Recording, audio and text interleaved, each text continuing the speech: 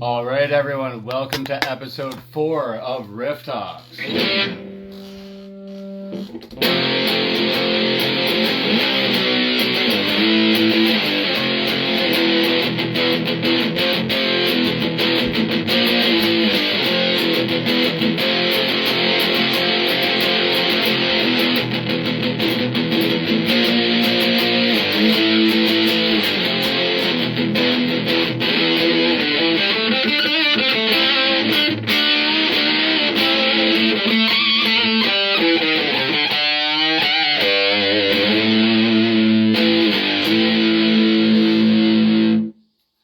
That was the Dirt Monger Instruments, Leviathan. Absolutely massive distortion pedal. And we're going to get him on the show today. And we have a couple of special announcements. Just waiting on him to come in. Thank you guys for checking this out. This is episode 4. It's going good. I like to do it every 2 weeks instead of every single Friday. Just kind of breaks it up a little more.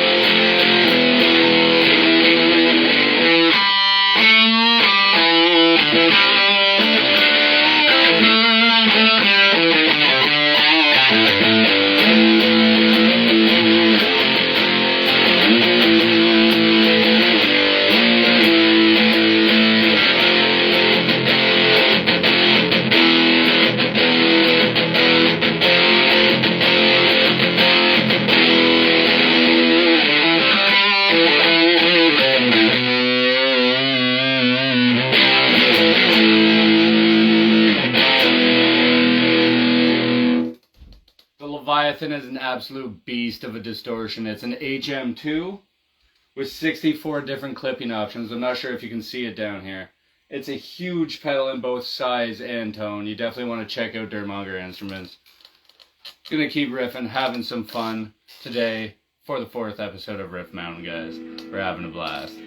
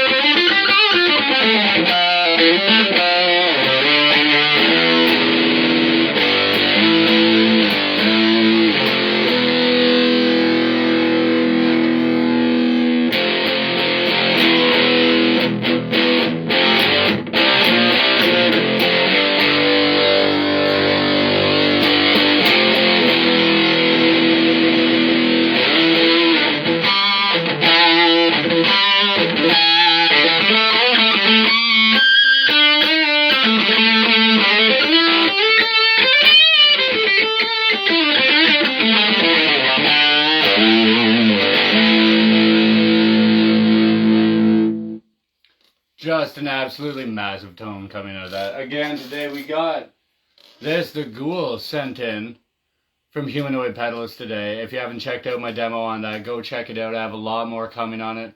Absolutely massive fuzz, one knob. It breaks on fuzz distortion. It can go either way. And how is everybody today? No? Just send out an invite. I hope you got that. I'm not sure if you forgot. I hope not. There he is. Dirt Monger Instruments. How are you?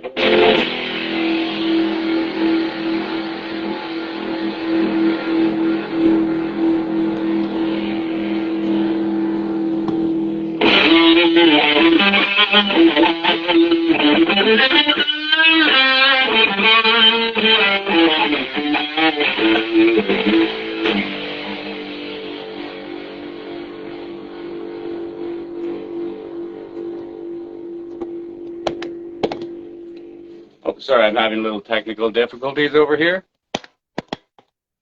1 second, guys.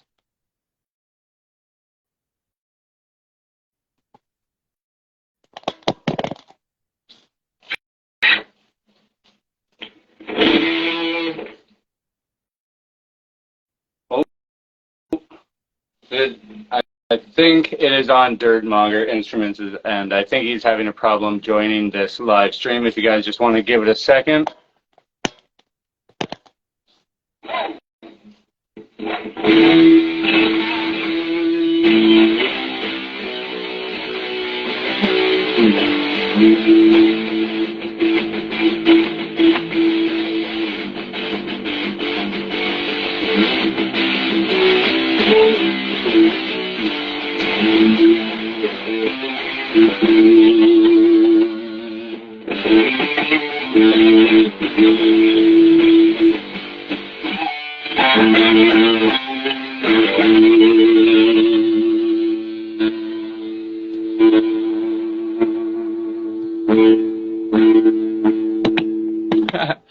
I'm not sure if it is working. I'm really sorry, but oh, there we go. Hey. I think there it is. Yeah, I'm not good with this live video stuff, so.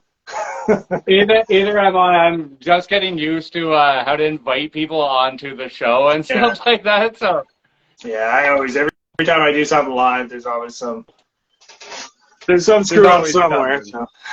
How's it going, man? How are you today? Oh, I'm all right. You know, hanging in there. Weather's getting nice. It's, you know. It is. It's finally nice here in Ontario. Yeah, the spring is in full bloom. So yeah, no complaints here. How about you? So, I'm doing absolutely amazing. Having a blast again. Loving the weather. How about do you want to introduce yourself to everybody that doesn't know you? Yeah. Matt from Dirt Monger. I build pedals and try to play guitar. I just got to talk about this. This is an absolutely monstrous pedal, man. This is huge. All the different combinations, I still haven't got around to all of them. I'm still messing with it. Lot to unpack, for sure. Yeah, that one's kind of become the flagship. I knew it would be popular. Like, I knew people would like it because it does so much. But yeah, I was pretty shocked, like how it's become, the kind of the big seller for sure. So I couldn't ask for more. Yeah. There is seriously so much going on. I find it'd be like a perfect thing for a studio, you know, just for someone who's producing music and they need that dirt sound, but they want like a bunch of different ones. You could just go through the knobs instead of getting out a bunch of different drives and stuff. Just marvelous pedal. I really do love it, man. Oh, right on. Well, thank you. Yeah, it's got some moves for sure. It's got some moves. Yeah. Oh yeah. Even stacking it, like sending I like to use the shrew, but any boost or clon into it, it's a whole other world when you start to do that too. Like, it's an absolute tank. I love it. Yeah, you're gonna find out quickly that I'm not very good at promoting my own stuff. Oh, that's fine. I'll do the promoting. That's fine. Cool. Yeah. So I wanted to ask you, what got you into building pedals? Like, what was the main thing that started your journey? And when did you start this journey? How far back do you want me to go? Do you go on the Reader's Digest? As far back, man. Like, how did it start? What piqued your interest into guitar pedal building? So when I actually got into electronics, it was kind of a fluke.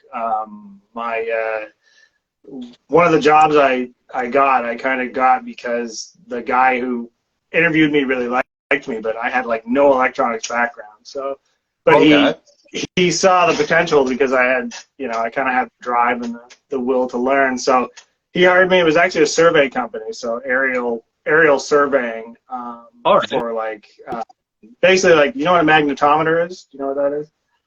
I actually don't. No, you got me on that. I don't know what a magnetometer is. Magnetometer is basically like a big metal detector. But all right. What this company did with them is they actually flew aerial surveys, so they'd actually strap them to a helicopter and fly a survey for a lot of like mining companies, different governments looking for different minerals, that kind of thing. So really, the guy that hired me, all he really was looking for was somebody that could operate this equipment and then troubleshoot it, learn how to troubleshoot it. So yeah. Long story short, that's how I got into electronics. I didn't know shit. Wow, really? I started. How long ago was that, if you don't mind me asking? Sorry?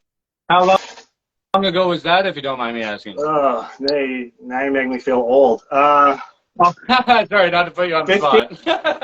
15 years ago? 15 years, wow, so you've been doing this for a while. Yeah, so I kind of learned stuff on the fly. Like, I didn't even know how to use a multimeter, nothing like that. So I learned as I went along. Totally. And so then I ended up I actually went to college. I took an online course, just an electronics technician course. Yeah, just learning the ins and the outs, right? Just like, electronics, depending on like what level you want to go to, like I'm nowhere near like an engineering level, right? My stuff is very basic, but I mean, it doesn't seem basic. In all honesty, it seems like there's like a world of stuff going on. To some pedals, it's a little above basic for sure. Okay, let's say mid-range. So then I went to college and got an electronics diploma from George Brown in Toronto, and kind of took off from there. Actually, what got me really like into the pedal world, because I grew up in the sticks, right? Like I grew up in a very tiny town about 2 hours east of here called Madoc. It's like 1,600 people, really small place. Yeah. So I didn't have a lot of access. You're in Gatineau? Where are you? I'm in Gananoque. So if you know where Kingston is, it's just a bit past Kingston. It's the tourist down like the Thousand Islands. It's beautiful in the summertime, but small. That's actually where I'm going skydiving in September.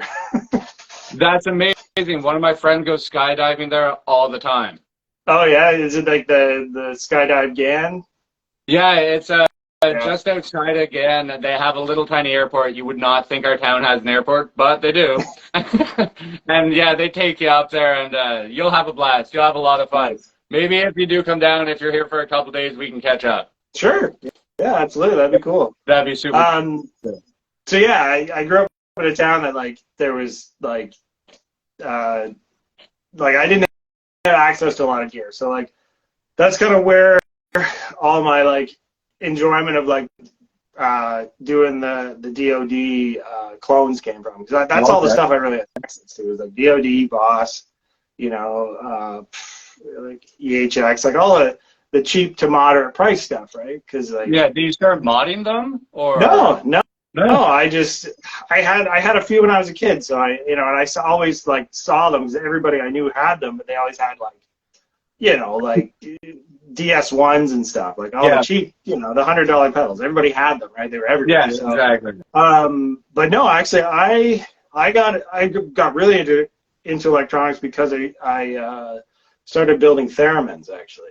That was the first like thing I took on. No, no 'Cause way. yeah, well, I fancied I would learn how to play the theremin, but I'll tell you, after like 15 years of trying to learn, it's the most impossible instrument. It's so freaking difficult. And do you have any theremins laying around? You have any of those? Yeah, hold on one second. I'll show you one. Uh, I've always wanted to try one of those things. They look so much fun. so this one's a bit dusty. This is one I built.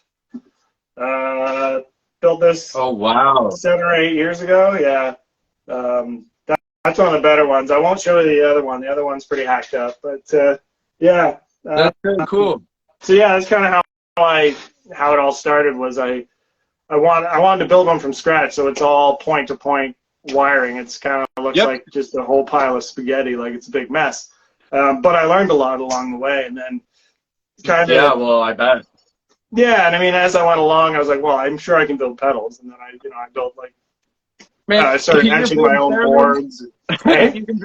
If you're building theremins, you can build pedals. I'm pretty sure. Yeah, exactly. Because I've played guitar since I was like a 12-year-old kid, so I was like, wow, there's this there's a graduated system there. So yeah, I just kind of etched a few of my own circuit boards and really enjoyed that. And Wow. And so I just started with clones, and then. It was actually my wife. She was like, you should sell these. I think people would buy these. It's like, yeah, maybe. And I kind of like hemmed and hawed about it for a long time. And I kind of wish I had taken her advice, like, probably 5 years before I did, because I'd probably be way farther down the road than I am. But yeah, and then I learned how to use Eagle, how to design my own boards. So I just kind of went from there. Everything, eh? You design the boards, and wow, that's crazy, man. Do you etch them there? I used to do acid etching. I haven't done an acid etch in a couple of months. Okay. Like I haven't done like an actual line of pedals as acid etched in probably a year. I do all my stuff UV print now. Oh.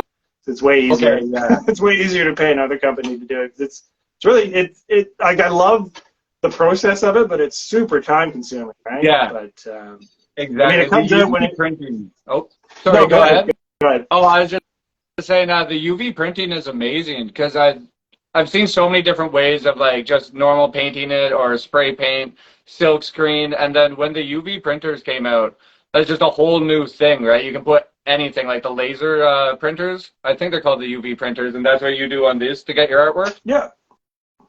Yeah, that's phenomenal, man. I really like that. It's hard to find around here.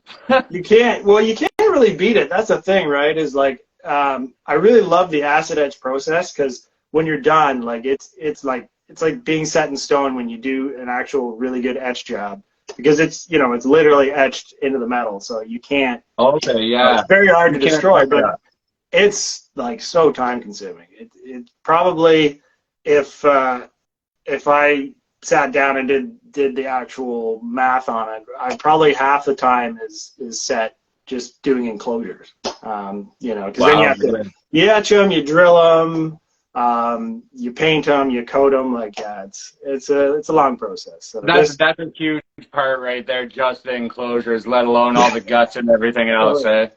Yeah, so it leaves more time to actually get the actual guts of the build done if I get the enclosures, and I can get multiple colors. I mean, I stick to really basic stuff because I haven't quite figured out the color side of doing UV printing yet, but that's coming. It's like anything, right? It's baby steps. Yeah. So. Well, 100%. So the first pedal that you built was a clone. Is that what you were saying? Was that like your first one that you started doing, or no? The first. So like the first one I ever built just for myself was actually an Ampeg scrambler. Oh, play one of those? I have not. No. Weird one. It's like it's a fuzz. It's pretty nuts. It's like a fuzz with a blend on it. It's just a 2-knob kind of deal. Very cool. They were Ampeg put them back in the 70s, and they never really caught on. There was only a couple thousand put out there. So if you can find an original, they're worth a ransom. Oh wow, really? Oh, yeah. Oh, definitely. So I keep my eye open for that. Yeah, and there's tons of clones out there, but that was the first one I ever attempted because it's really basic. I think it was like 15 or 20 parts. Like they're pretty easy to put together and kind of gives you that, that level of confidence to move on to the next one. So, but actually the first thing I ever designed and sold was So this is that's the necrotic damage. I'm actually working on the V2 of that right now. And what is that? So that is a rat with the essence is a rat with an HM2 EQ. Wow. But I put a whole pile of mods on it. There's clipping mods. What is on here? I haven't looked at this in a while. Yeah, hard and soft clipping mods. Symmetrical, asymmetrical clipping. You can bypass the filter. You can bypass the mids on the HM2 EQ, and you can bypass the entire HM2 EQ itself and just use the rats. Holy crap! Yeah. I love how big of the enclosures. I love how much you put into these. Like your pedals, I've seen you have some smaller ones, but like that's hefty, man. These are hefty pedals, and there's so much going on in them. It's so worth it, It's just a world of stuff going on in these pedals. Yeah. You can defend yourself with them, that's for sure. Oh, you definitely could. You definitely could if someone tried to rob you on the street and hit them with it, 100%. They're definitely not compact pedal board friendly. Like I've had some people be like, "Can you make them smaller?" No, I can't. Yeah, no, like they have to be this big. Yeah, I actually have to get a couple more boards because I plan on putting every pedal that comes in all together and turning them all on at the end of the year to see how that is. Just a monster setup, eh? Yeah, play some Christmas music, Nice. Yeah, I mean, I am working towards doing some stuff SMD. Surface mount is really tiny, so I'm getting there. It's one of these things too. When you get into that world, then you're relying on producers to because I wouldn't be actually doing any of the actual board population at that point. I'd be relying on basically a company overseas to populate them. So it's that's another baby step process, right? You start small. So it's your design and you send it off, and they actually populate the boards for you and send them back, or? So what a lot of companies will do, like good examples, JLC, they'll do the whole process. So you can design a board, they'll print the board, they'll populate it with all the surface mount parts and send it to you. They'll even do through hole, like they'll even do the pots and the switches and stuff if you wanted. I mean, I wouldn't get that crazy. I'd do all that stuff myself, but all the surface mount is like, if you do that by hand, like you gotta be a masochist, because that's like the time is just incredible. I know people that do it, and it's like I give them a lot of props, because it's like it's very time consuming, tiny little parts, and it's very easy to screw it up. So I've done a little bit myself, but not a whole lot. Okay. Yeah. So what was that pedal that I was seeing you post recently? It's a white pedal. What was that called? Yes, the Gristalizer. Yes, I seen a clip of that earlier. That sounds amazing. I just conveniently have all this stuff here. Who knew? You got it. I have them all over the place. So this is a fun one, actually. So the story behind this is kind of neat. Roy Gwynn is an English guy who designed this and put this in an article for an electronics magazine back in 1975. And so he put it out, and Chris Carter from Throbbing Gristle read this article, and at the time the magazine was actually selling kits, so it was basically the board, all the parts, everything to build one. Do-it-yourself kit. Yeah, exactly. So Chris Carter got a hold of a couple of them, and he ended up building them and doing some mods to them, and then that's where he got the name Gristalizer from. And, I was wondering where that name came from. Yeah, because of Throbbing Gristle. So what a name, Throbbing Gristle. You ever listen to them? I haven't. So that's a band, Throbbing Gristle. I'll definitely check them out. They're weird. Yeah, they're in, like a 70s art rock band. They're really weird. They're kind of punk rock, but like synthy. It's More weird. They do, arty, what's more that? art, more art, punk rock, but with more art. Like, It's like it's really artsy fartsy kind of stuff. Like it's yeah. hard to you Okay. can't really put a label on it. You'll just have to check it Oh, out. neat. It's weird. I'll Yeah, 100% check it out, especially with a name yeah, like Throbbing Gristle. I have to. I yeah. really have to. So yeah, Chris Carter kind of came up with the name, and it was one of those kind of underground things for a long time, and then I I can't think of the guy's name. Taylor, I can't think of his name. There was Endangered Audio is the name of the company that kind of brought it back to life several years ago. I don't even know if they're still around. And it kind of revived it because people have forgotten about it. And yeah, I always really liked it. So I built a clone of it, and Roy Gwynn actually emailed me like 2 years ago and was like, "Oh, can you build me one of these?" Because he's never. It was funny because the guy designed it, but he never had a pedal version of it for like Really? over 40 years. Yeah. So it was one of those random things, and I was like, "Yeah, absolutely, I will." So he's a really like super nice guy.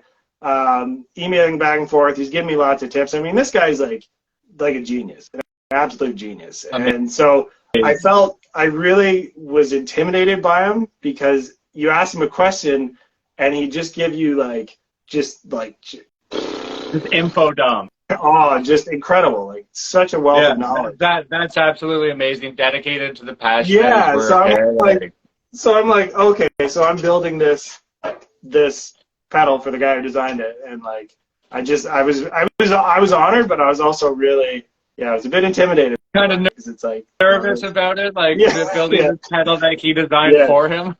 Oh yeah. I spent a lot of time on that because I wanted it to turn out right. Anyways, I had never actually designed my own board, and he gave me a bunch of pointers about the original design that I put into this version. So what does it do? This turned into. So what is that pedal essentially?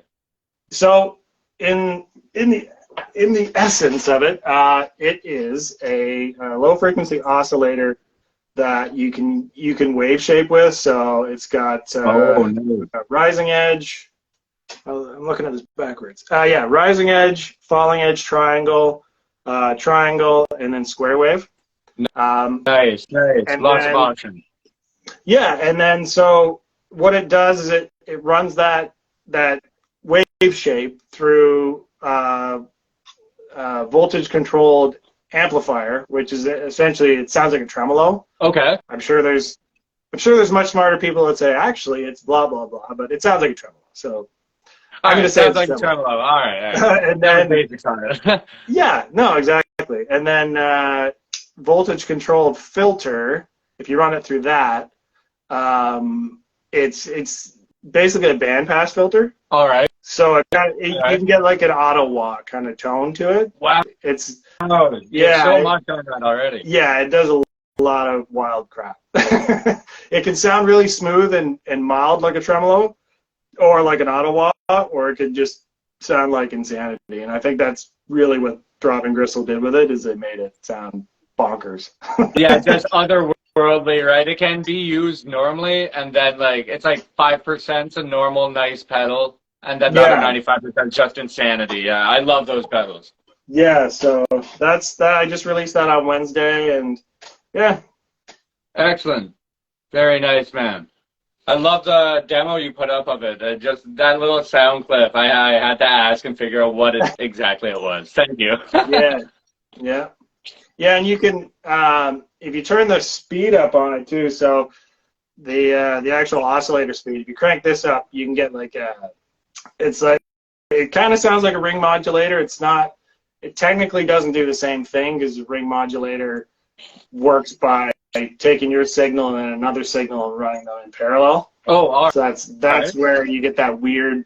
That's why ring modulators aren't really they're not really musical because you're running your whatever your signal is in parallel with another frequency, but the frequency doesn't really harmonize. So that's where you get that like pingy robotic sound to it. You can get them close, but they were never really meant to be like musical. So yeah, if you crank the speed up on this, you can kind of get a pseudo ring mod thing going, which is cool. Nice, excellent, very neat. I love the drop. So that's the new drop, and you said you just released that on Wednesday.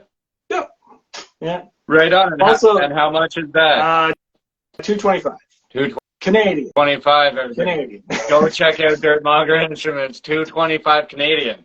That's a huge thing though, because a lot of people that watch my stuff are from the States. Right. And like, it's just you already get a discount if you live down there and you buy stuff in Canada. That's the way I think about it. Yeah. You already get like 20% off or whatever. Our money means nothing to them. Yeah, exactly. But yeah, I'm also really poor at I'm really bad at doing proper releases. I find because like I'll design something and I might sit on it for months before I release it, right? So I'm just like, I just want to get it out. So yeah, sometimes I'm just like, I'm not gonna do like the big like build up for a month or anything like that. I'm just like, I'm putting it out. I just, it's here now. Yeah. It wasn't. Now it's here in front of everybody. Yeah. Like that's awesome. Yeah, the future. I like the surprise drops. Yeah, I love the surprise drops. That's awesome. So what? I gotta ask you. I gotta ask you. What is your favorite pedal that you have built? Ooh. And then one you haven't built, like your favorite pedal ever that is not your pedal. Oh, favorite that's not mine. And then one that is yours. Okay, well I'll show you the one that's my favorite one that isn't mine.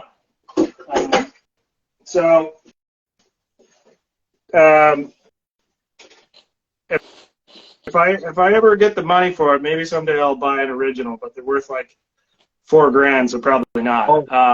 Wow, what's that? This is a clone of the Love Tone flanger with no name, is what it's called. Yeah, it's a clone of it. But the original Love Tone flanger is just it's out of this world. Like the stuff you can do with it is crazy.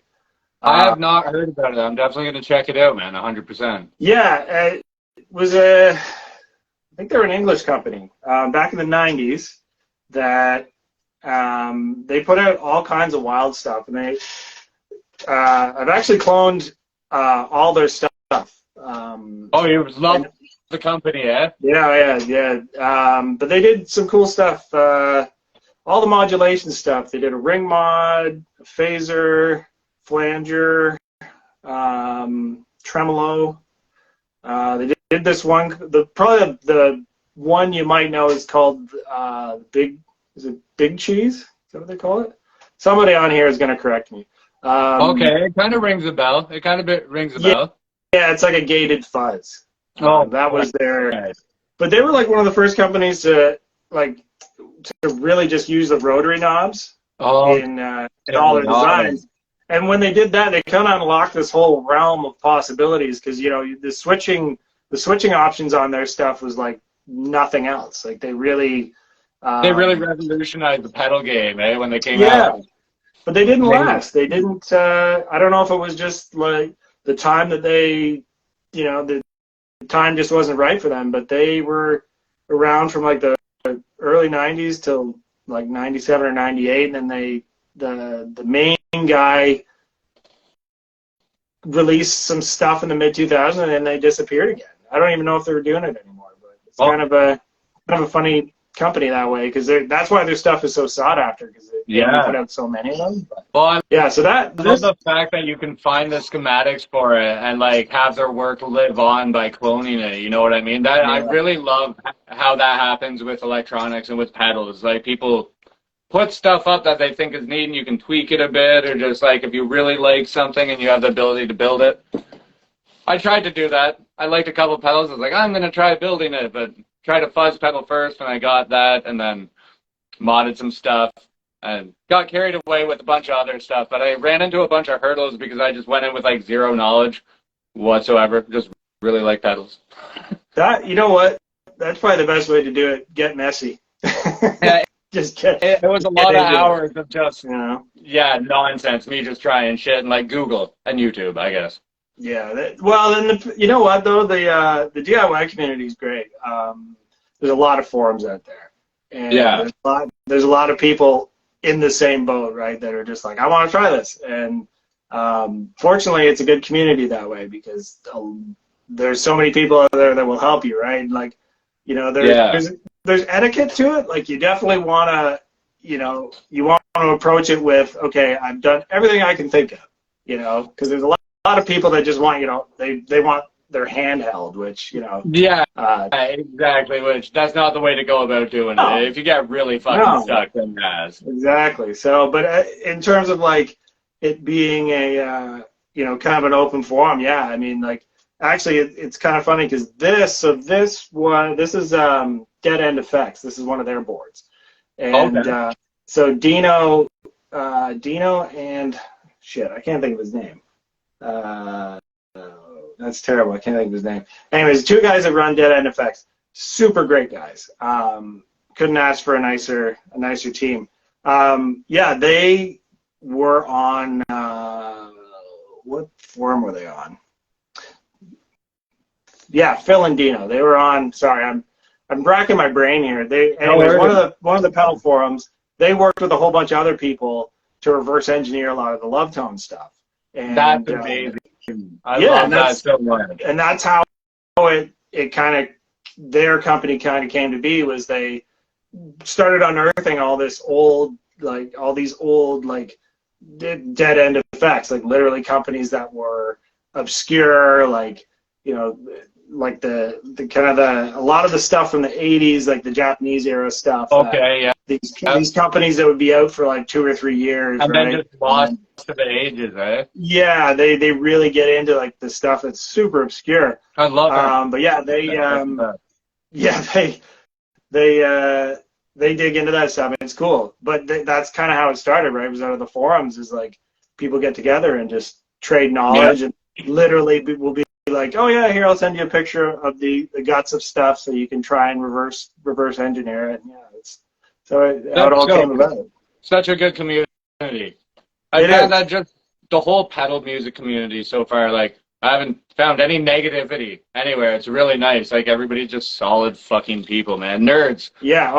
Oh yeah. Weirdos. I find they're all nerds, man. Like, metal goes hand in hand with, like, nerdy shit, like fucking Magic, all the card games and stuff, and then electronics and video games. It's all there.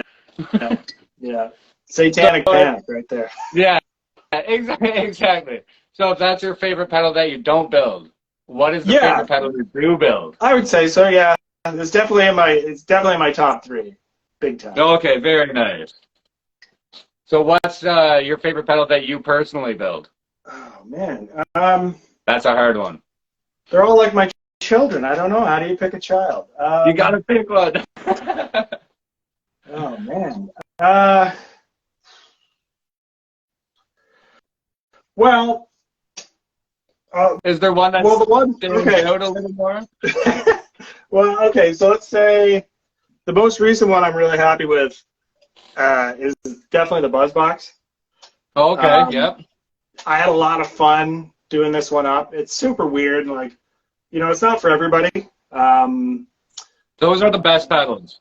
Abstract, weird pedals. I love them so much. Yeah, I don't know. This is the one I really like. I think it's super bizarre. Like, it's a, you know, 2 octave down. So I really had fun kind of taking the circuit, which had lots of room for improvement because it just had lots of flaws.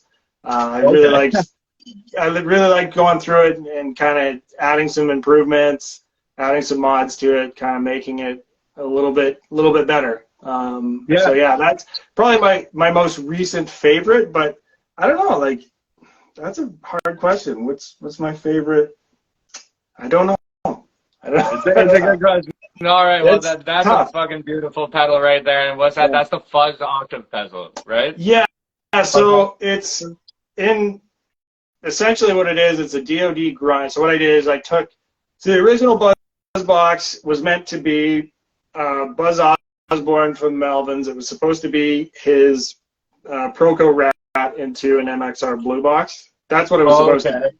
All right. But they kind of missed the mark. It's not that at all. It's not. What they did was they essentially what they did is they took the DoD grunge and they added a sub octave down, a two octave down. Yeah, basically an octave effect to it. And they took out the treble knob and just, they took out the bass knob and just added basically a treble knob or a treble gyrator.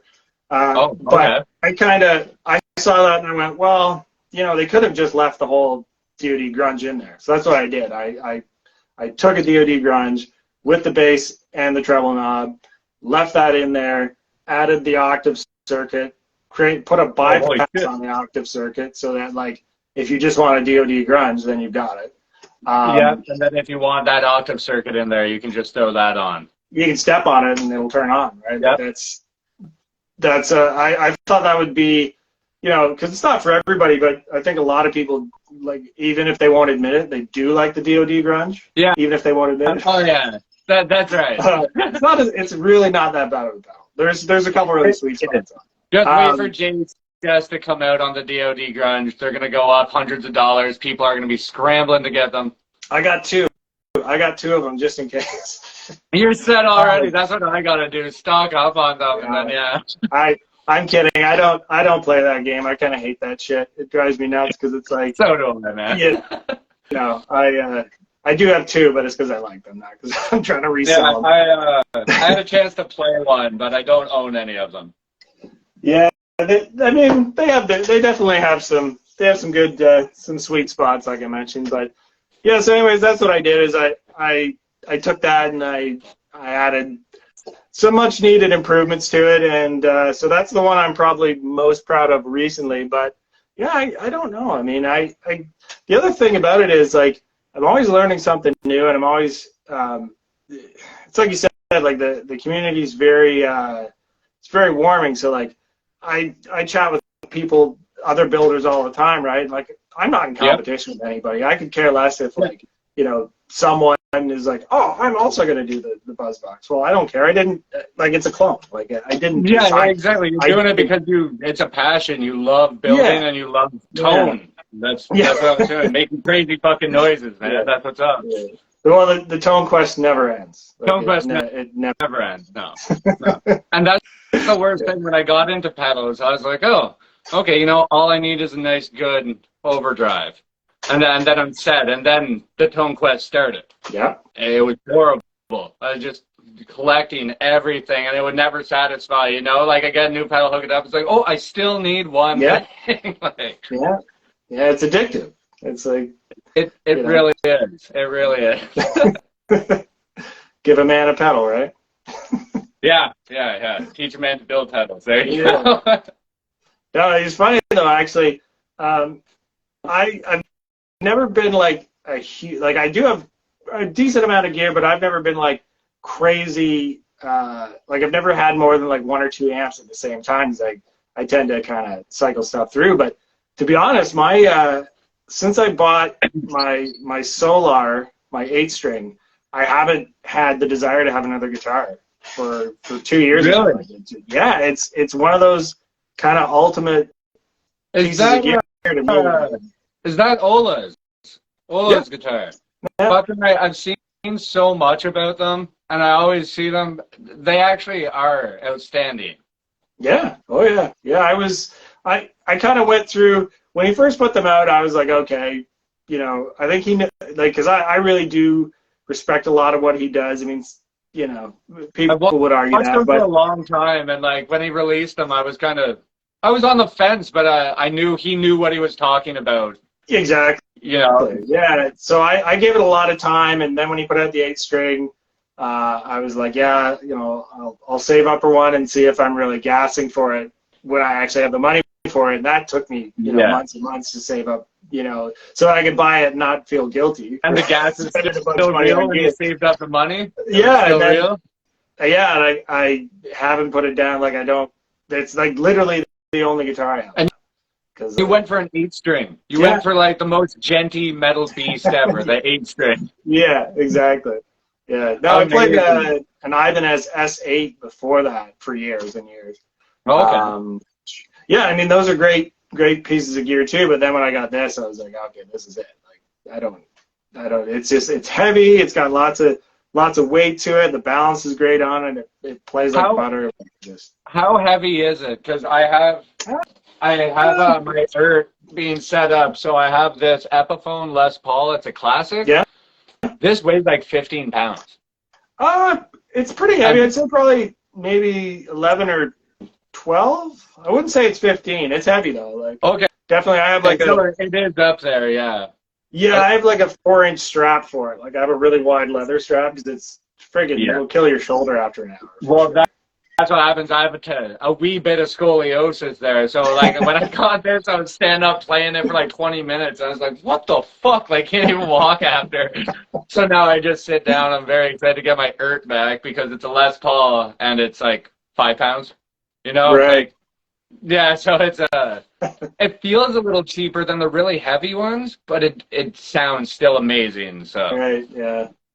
I have a thing with that really light guitars.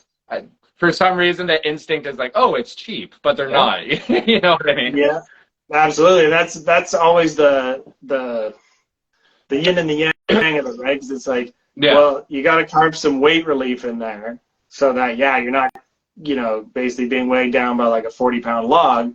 But at the same time, you want it to have some weight. Yeah, because it is funny how that works. Eh? Like there's something to be said for, something, kind of pulling you down. It feels solid. It feels like, I don't know. Feels metal. yeah, exactly.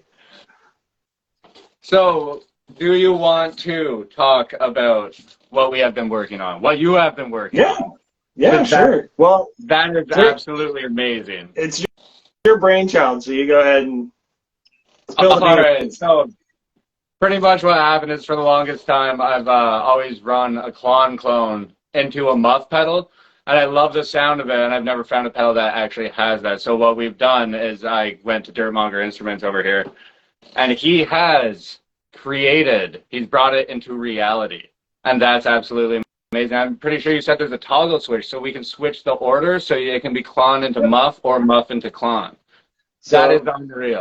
So I'll show you the board. So I just got the boards in the other day. So oh man, right on. Just envision this completely populated. I'm so happy about it. So did you? I sent you the picture of the logo, right? So you did that. That makes me so happy. Right on there. So basically it's going to be, like you said, a clon into a muff. It'll have a toggle switch so you can reversely order them. And I also added clipping features to both. So the muff will have hard or soft clipping, and the clon will have either silicone or germanium diode clipping. So that is so cool. Thank you so much. Obviously, you're gonna add in clipping options. That's what I was thinking with this. Like you got everything. I just have to. So I am super stoked on this because again, for so long I've been using like clones. I've loved them and I love driving them into the fuzz because I always found that muffs lose a lot of the mids and the high end and they get muddied out.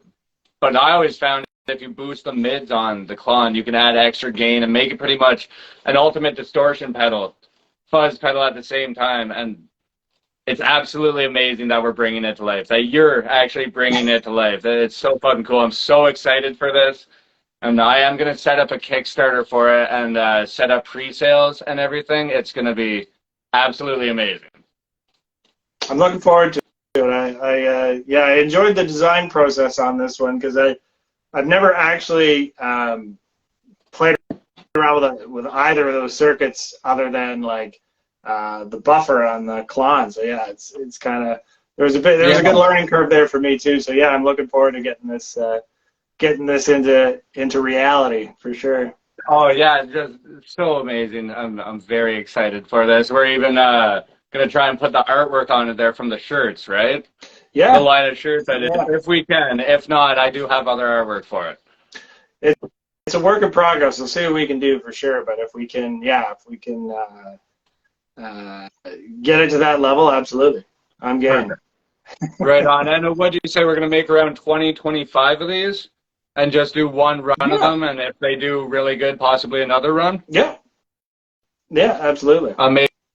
I love this collaboration. This pedal is going to be fucking killer, man. I'm so excited for it.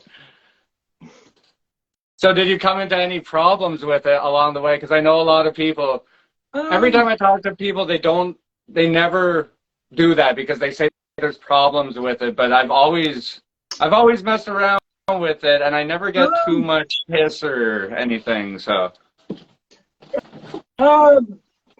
not in that regard. I mean, it's one of those things too. Like you can only run things through stuff like LT Spice. As much as that's a great way of kind of visualizing and hearing what you're designing, I think there's a lot to be said for just doing a prototype and working it out along the way in the real world too, because it's I mean, it is one of those things you kind of have to hear it to believe it in the real world, because there's only so much you can do with, like, you know, the simulator. So, no, exactly. I didn't really, I didn't run into any issues that way. It was more just like trying to, it was more the footprint, trying to get everything into that enclosure, because of the fact that it's actually a lot of guts. So yeah, there's a lot going on in that. Yeah. So that was really a big challenge for me. I love the clipping options they added and the toggle switch to reverse the order. That's just so neat. Oh, I really can't tell you how excited I am for this pedal. You're getting chills. Something I've thought of for a long time. So, like, the fact that you're actually gonna, you're bringing it into reality, man. You're pulling it out of the ether. It's gonna be huge. It's gonna be huge. Nice. Yeah. No, I'm looking forward to it. 100%. Cat's up to no good. My cat knocking stuff over. Kitties being kitties. Yeah, he's just knocking over some guitar cases over there. Oh, yeah. Just trying to escape the room. So do you have any pedals coming out in the future? Do you have anything going on other than the Riff Mountain collaboration? Oh yeah, I've always got stuff I've always got several pots on the stove, so to speak. What have I got coming actually into reality that I can talk about? Do you have anything to announce on the Riff Mountain? Yeah, so I actually don't have any prototypes here, so I can just tell people, and they can do the theater of the mind of what it's going to look like. But there you so theater of mind. yeah, exactly. So the fun, well, you roll your dice and you take your chances, right? That's right. So I'm working on a one-to-one clone of the Fuzzmaster General. Right. Okay. I had a prototype done. I actually raffled it off back in March when I did the 3-year anniversary. I wanted to do something different this time around because a lot of people, what they'll do is they'll be like, oh, it's our anniversary. Here's 15-20% off. Which I did that the first couple of years, and it kind of gets boring. So I wanted to do a raffle and give the money to the local Humane Society here. That's a really good cause. Yeah. Yeah, I mean, it just, to me, it was nice to be able to, this to me is still kind of my what the kids call the side hustle, but Dirt Monger's my way to kind of express myself through electronics essentially. But it's one of those things. I'm just one guy, so I get to decide what I do with stuff. So I was like, I'm going to do these raffles and have fun with it. So anyways, I had a prototype, but I ended up raffling it off. I haven't built another one yet, but so the Fuzzmaster General is it was EQD took. Yeah. So the history here, here's where it's like, it's one of these things that like the cloning community is hilarious because the just the granular kind of levels here.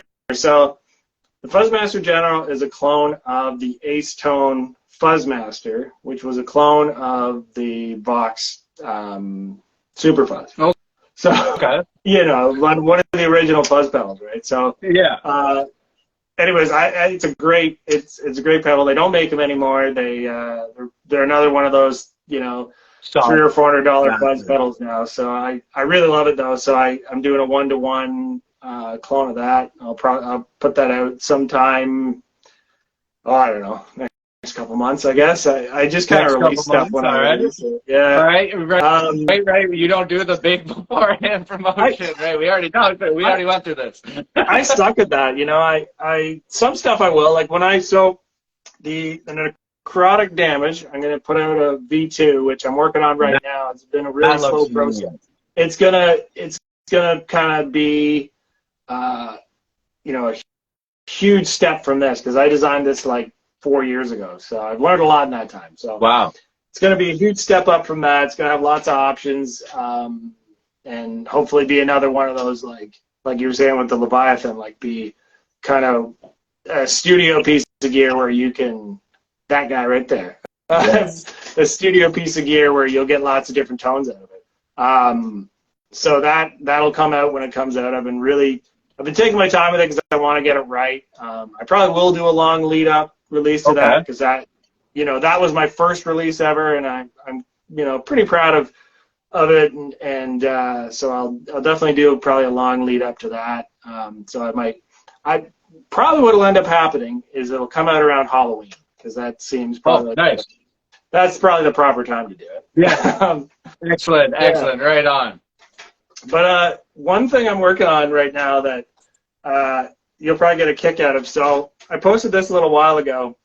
So a buddy of mine works at, he manages a scrapyard. Okay. And he plays guitar, and he's a really funny dude. And he's like, hey, yeah, I got all these pedals that someone was just throwing away. Do you want them?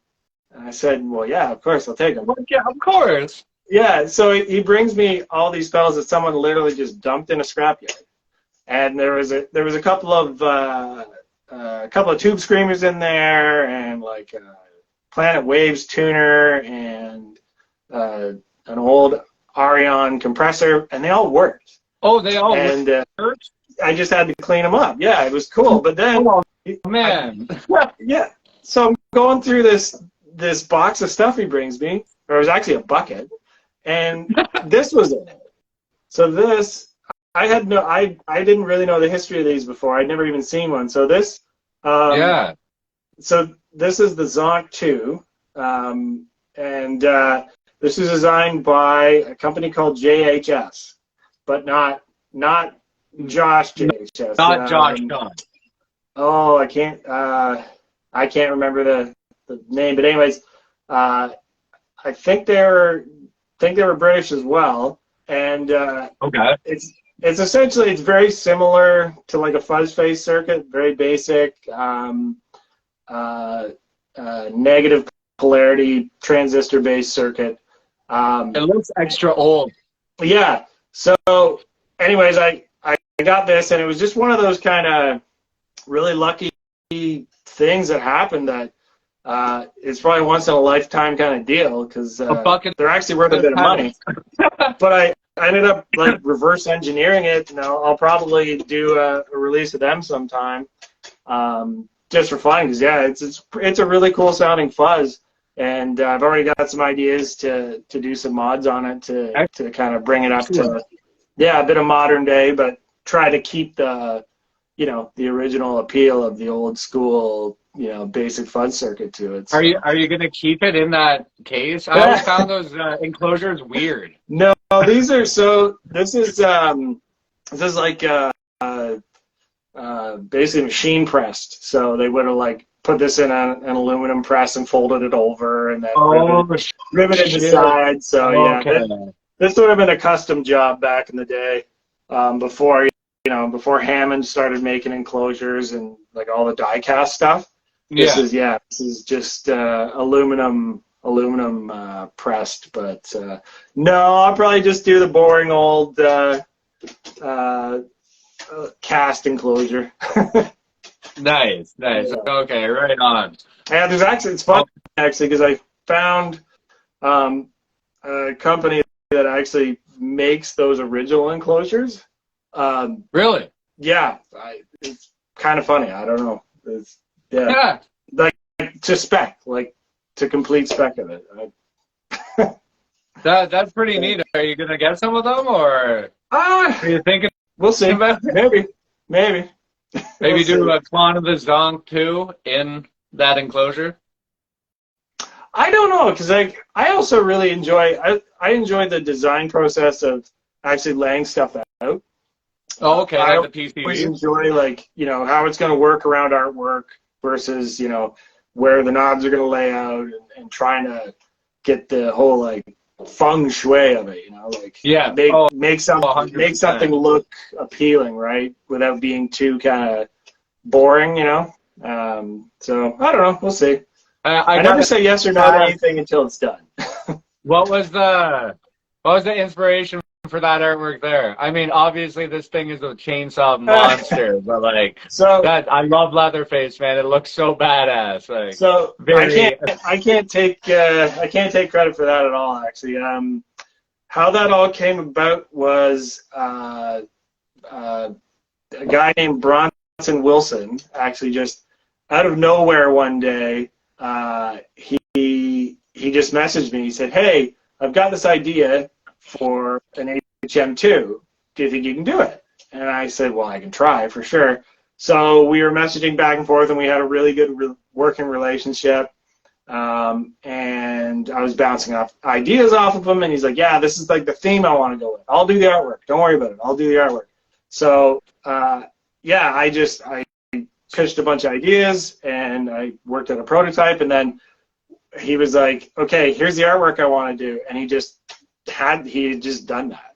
Amazing. Yeah. So that Leatherface artwork, I can't remember the guy that designed it, but he ended up getting the license for it and doing all the artwork. So yeah, that's all Bronson. The only thing I did was put my name on it. He did everything else. Okay. So. It's so good though.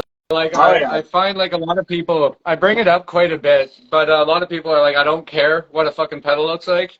It's what it sounds like. It's that is true. I'm behind that. But at the same time, if I go, if I'm online shopping, and I see just a silver bear enclosure pedal, and then one with like that on it, I'm going to get this because it's more aesthetically pleasing to begin with. Yeah. Yeah, you know what I mean? It is eye-catching and yeah. It's cool. It's art, man. I love art. If it's paintings, if it's art on the pedals, even the pedals that you guys build, that's art. It's amazing. Yeah, absolutely, and that's why I kind of got away from the acid etching as well, because it's very hard in that world working with that medium to get anything but gunmetal gray enclosures with black artwork. I mean, you can do other colors, but essentially what you're doing, unless there's some really clever tricks out there to do multiple colors, but it's a pain. It's a lot of tape. I could see it because layering and taping and Yeah, it's a lot of work, and so it's it's a discipline, right? And that. Yeah. But with UV print, you can, sky's the limit if you know what you're doing. So, but I really do enjoy that process of it too, because it is, I think, once you have a good design, you want to represent it in the best light, right? So, you kind of want that angle, and there's a lot of artists out there that do just pedal artwork, right? Yeah. Who's one? Bang's art. He basically just that's a lot of what he does. I have one here. I'm wearing the Hagtronic shirt, but he does his own stuff too, right? It's the guitar player. I believe he's the guitar player from a band called Navajo Witch. Okay. And All right, let's see if I can get this out of here. Yeah, so he does that. That's split hoop there. And this is all screen printed. Sorry, that's backwards. But yeah. So yeah, he screen prints all of these, and I just that is one of the only artists I know that just like, yeah, he just bangs out artwork for pedals. And like for Hagtronics, I guess, yeah, for Hagtronics, like, yeah, a couple of them, the Grassman Fuzz too. So very cool artwork. Yeah, his stuff kind of looks like a really good acid trip. Like he was, you know, you're really enjoying yourself. Yeah, exactly. Yeah. Yeah. Well, it's been amazing having you on the Riff Mountain Riff Talks episode 4, Matt. Thank you very much for coming on, hanging out, talking about your amazing pedals. The absolute crazy shit you do with the rotary. I love that. That rotary switch on this is just, again, game-changing. What you do is game-changing in the pedal shit. I appreciate it. Thank you.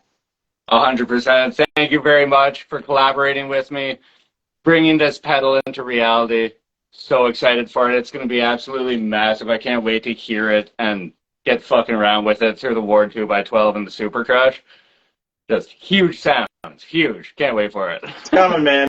Don't worry. I'll get you a prototype soon. There's no rush. I'm just like, you know, jonesing. I'm just having too much fun. I know. I know the feeling. Well, thank you again for coming on. I really appreciate it. I'll have you on again at some point when we get this going. Right on, man. Absolutely. Yeah, I appreciate it. It's been a blast.